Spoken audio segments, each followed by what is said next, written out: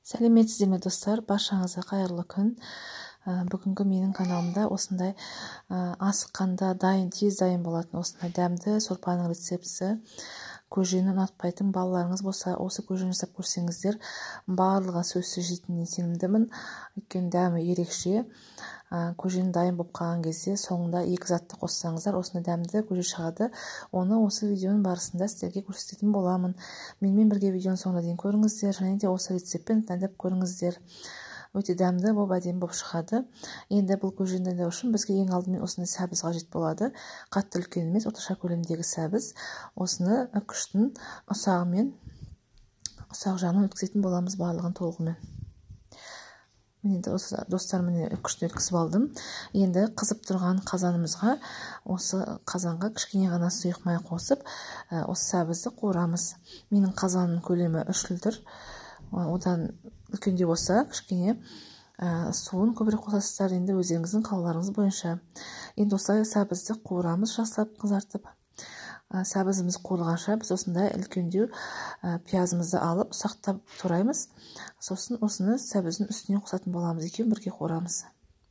Осындай көлемде ұсақтап турап алыңыздар. Енді осыны қуырылып жатқан сәбіздің үстіне қосып, екеуін бірге қуыратын боламыз. Сұйық майын қатты көп қоспаңыздар. Осындай азғантай ғана бізге қуыруға жеткілікті. Енді осы екеуін қуырылғанша бізге тауықтың еті қажет болады. Мен тауықтың төс еті, осындай 2 данасын алдым.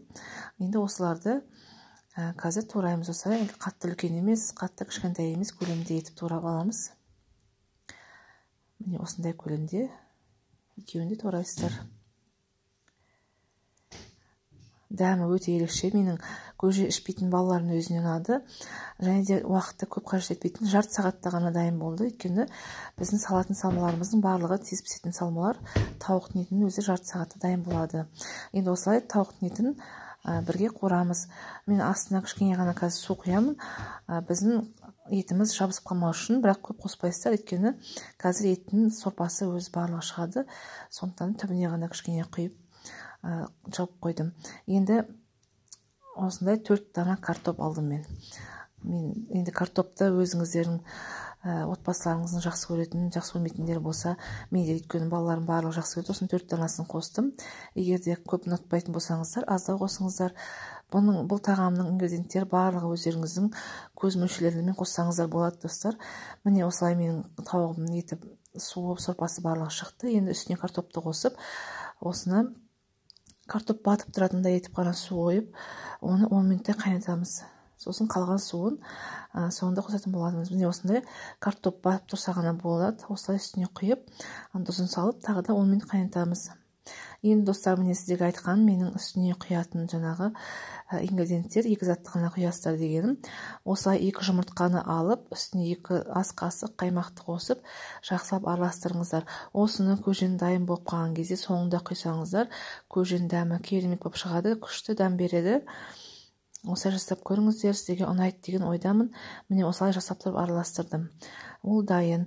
Енді біздің қайнаған сорпамыздың үстіне тағы да су құямыз. Мен толтырып құйдым. Міне осылай қылып құйып алдым. Енді ол қайнатамыз суды. Міне 5 минуттай қайнады. Менің картоптарым, тауықтың еті дайын болып қалды. Енді дайын болып қалған кезде үстіне осылай ұсақ вермишель салдым.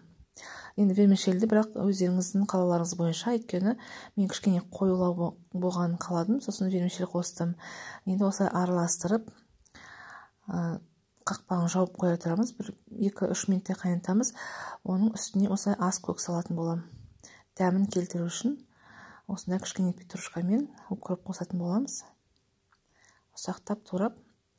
Енді осыны сорпамыздың үстіне қосамыз. Енді осы ас көкті қосқаннан кейін жаңағы біздің айтқан ингредиенттеріміз жұмыртқа мен қаймақты осы сорпамыздың үстіне араластырып тұрып құятын боламыз.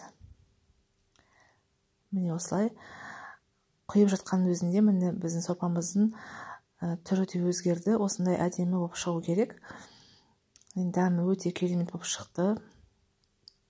Жұмыртқа мен қаймақ қоссаңыздар, сіздердің сорпаларыңыз барлықтан ұнайды деген ойдамын. Міне осылай енді үстіне мен қызыл бұрыш қостым. қара бұрыштарыңыз болса да қоса берсеңіздер болады. Сосын тұз қостым и дәмдеуіш, тауықтың сорпасына арналған дәмдеуіш қостым. Енді дәмдеуішті өздеріңіздің қалауларыңыз бойынша қосасыздар. Міне менің сорпам дайын болды достар. Өте әдемі түсі, осындай әдемі болып шықты. Дәмі де керемет. Дайындап көрсеңіздер болады. Уақыт тығыз болып жатса, осындай көжені дайындап берсеңіздер, отбасыларыңызға ұнайды деген ойдамын. Міне менде осындай кішкене қоюлау шықты. Бірақ енді өздеріңіздің қалауларыңыз бойынша вермишель қоспасаңыздар болады, сұйықтау қосып істесеңіздер болады. Тек қана жаңағы соңындағы екі затты қоссаңыздар, сорпаға өте керемет дәм береді. Достар, міне бүгін сіздерге жасаған менің осындай көжем ұнап жатса, менің каналыма тіркеліп, лайк басып қойсаңыздар болады. Және осы видеоның астына өздеріңіздің ойларыңызды комментарийға жазып кетсеңіздер болады. Сұрақтарыңыз болса, комментарийға жазып қойыңыздар, мен сіздерге жауап беруге тырысамын достар. Ал осы видеоны жіберіп алмас үшін, жоғалтып алмас үшін видеоның астындағы қоңырауды басып қойсаңыздар, және де менің каналыма тіркеліп қойсаңыздар болады достар. Сау болыңыздар.